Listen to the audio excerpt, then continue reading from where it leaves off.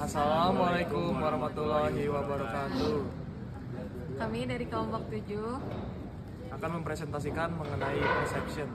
Perkenalkan, yang pertama nama saya Farel Nafizaki Tanu Pratama dari MB 4608. Perkenalkan, nama saya Muhammad Nailan Aji, bisa dipanggil Aji dari MB 4608. Saya Alanisa dari MB 4608. Yang pertama saya akan menjelaskan apa itu persepsi. Persepsi adalah proses di mana kita mengorganisir dan menginterpretasikan indera kita untuk memberikan makna pada lingkungan kita. Apa yang kita persepsikan bisa sangat berbeda dari realitas objektif. Ada pula faktor-faktor yang mempengaruhi persepsi. Yang pertama ada perceiver, yang kedua ada situasi, yang ketiga ada target. Oke, salah satu hal yang mempengaruhi persepsi adalah perceiver. Apa itu perceiver? Perceiver adalah orang yang menerima persepsi tersebut. Dari perceiver ya ada beberapa contoh gitu. Salah satu ya mungkin mulai dari perilaku, motif, selera, pengalaman, dan ekspektasi. Salah satunya adalah selera. Apa contohnya dari selera? Misalkan seseorang kita namakan A, si A itu kurang suka gitu dengan warna baju gelap, maka persepsi dia terhadap orang yang menggunakan warna baju gelap itu cenderung negatif gitu. Sementara ada si B yang dia suka gitu dengan warna baju gelap, maka persepsi dia terhadap warna orang atau misalnya yang mengenakan baju tersebut akan cenderung positif. Kemudian ada juga contohnya pengalaman misalkan seseorang mengalami pengalaman yang baik gitu di suatu organisasi atau suatu komunitas, maka persepsinya terhadap komunitas tersebut akan cenderung positif.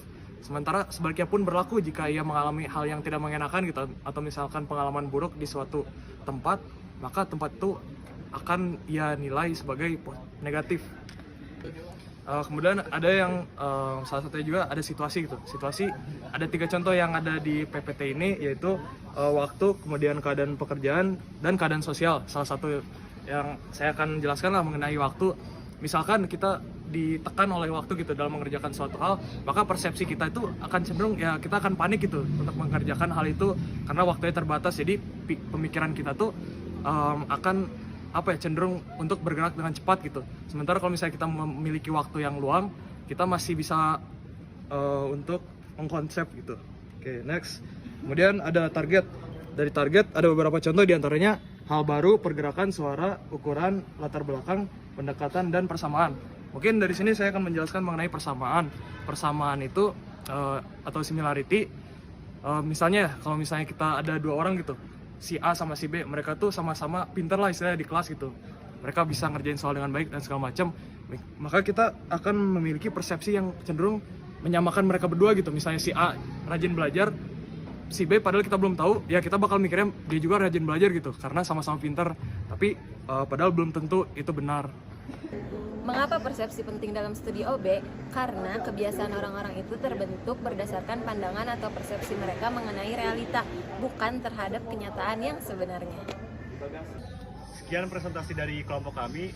Terima kasih. Wassalamualaikum warahmatullahi wabarakatuh.